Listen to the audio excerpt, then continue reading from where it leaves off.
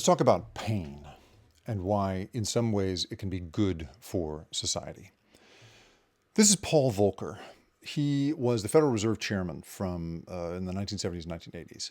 And if you've been paying attention to the news, you know that the Trump administration is sicking the DOJ on one of the chairs of the Federal Reserve to oust her, essentially, because it looks like Trump wants to replace her with one of his people.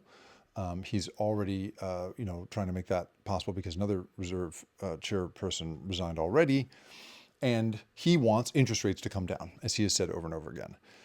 And this makes sense for Trump because he thinks about it the way anybody would, the way you or I might, right? Because as a real estate guy, which is the business equivalent of a guy who lives on credit card debt, he really cares about interest rates. When you're in real estate, right, you're very little cash typically and huge assets, but you own very little of those assets. You owe huge amounts of money on those assets. So you live and die by interest rates. Well, this guy, Paul Volcker, inflicted a huge amount of pain on the American people by basically creating a recession to bring down inflation.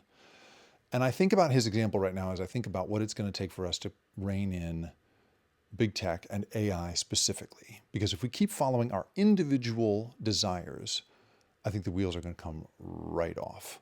Here's why.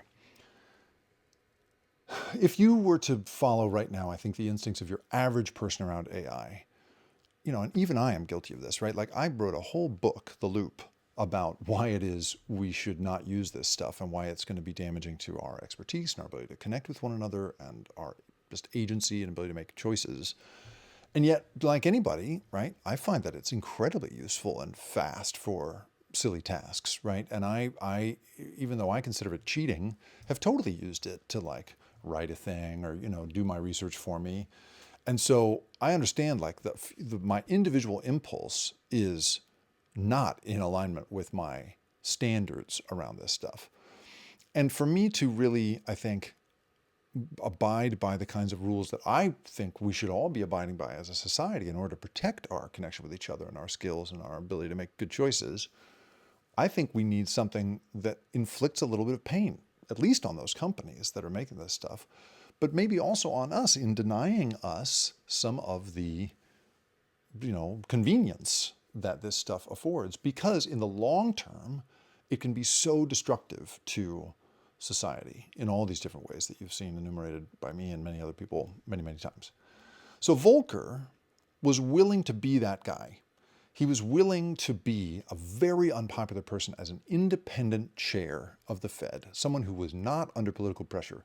Back in the day, I mean, you had early presidents having to basically negotiate with the Fed almost like between nations because it was so independent and so powerful that it could sort of make its own decisions.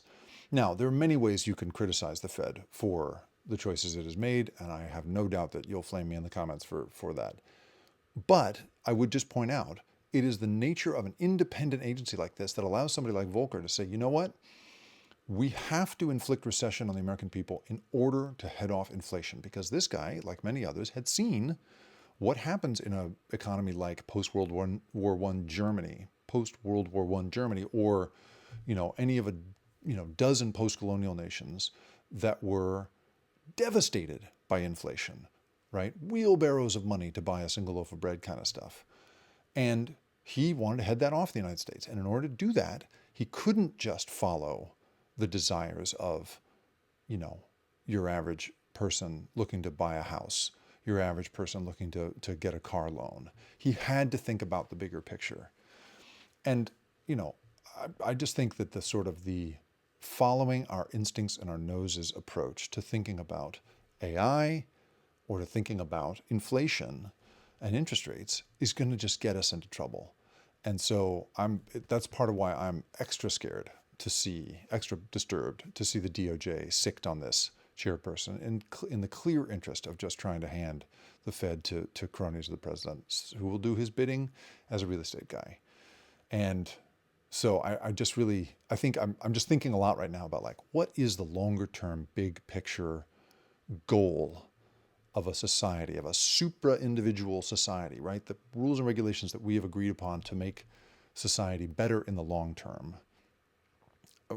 we need to think about that as compared to just following our noses. I got my blood drawn today, by the way.